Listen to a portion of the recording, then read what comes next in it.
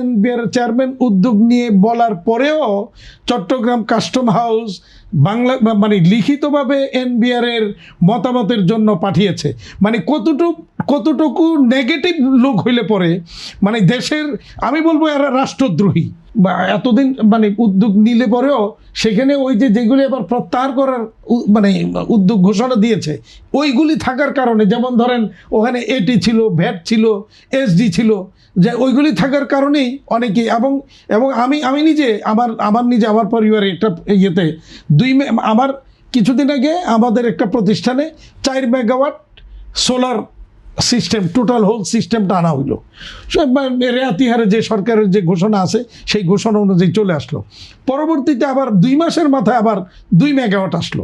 আসার পর ওইটাকে আটকিয়ে দেওয়া হলো। কি বলা হচ্ছে, একই ব্যক্তি চট্টগ্রাম কাস্টম হাউসের একই ব্যক্তি এই মালটাকে আটকিয়ে দিলেন। 2 মাস আগে যারা ছাড়লেন ওনাদের মধ্যেই একজন এটাকে আটকিয়ে দিলেন। এক্সট্রিম মশার কয়েল প্ল্যান্ট ফাইবার দিয়ে তৈরি, তাই সহজে ভাঙে না, সুগন্ধিযুক্ত ও নিরবিচ্ছিন্নভাবে জ্বলে। ডেঙ্গু, চিকুনগুনিয়া বাহি সহ যে কোনো মশার বিরুদ্ধে দেয় এক্সট্রিম সুরক্ষা। বলা হলো যে মাউন্টিং স্ট্রাকচার যেটা, এটাকে এই ডিউটি বা রেয়াতি হার যেটা ওখানে দেওয়া যাবে না।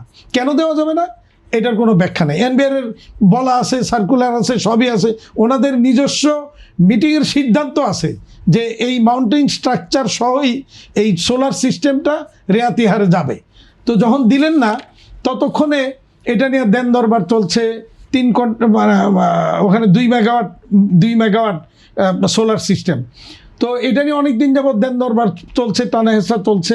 ফাইনালি আমি এনবিআর এর চেয়ারম্যান, বোর্ড এনবিআর এর মেম্বার সকলের শরণাপন্ন হলাম। মিটিংয়ের মধ্যে আমি বিষয়টা তোলার পরে এনবিআর চেয়ারম্যান উদ্যোগ নিয়ে বলার পরেও চট্টগ্রাম কাস্টম হাউস বাংলা মানে লিখিতভাবে এনবিআর এর মতামতের জন্য পাঠিয়েছে।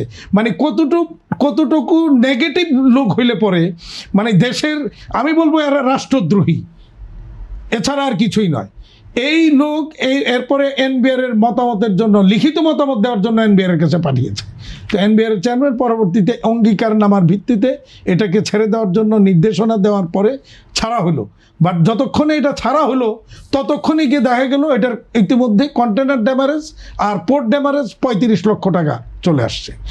তখন আমাদেরকে ওই 35 লক্ষ টাকা পে করে এই মাল রিলিজ করতে হলো। তাহলে এই যে 35 লক্ষ টাকা আমাদেরকে খরচ করানো হইল কেন? তাহলে এটাকে আমরা কিভাবে এটাকে নিব, বিশ্লেষণটা করব। এটা কি তাহলে কি এনবিআর এর রাজস্ব যে ঘাটতি ওইটাকে বাড়ানোর জন্য আমাদেরকে জমা করা হচ্ছে?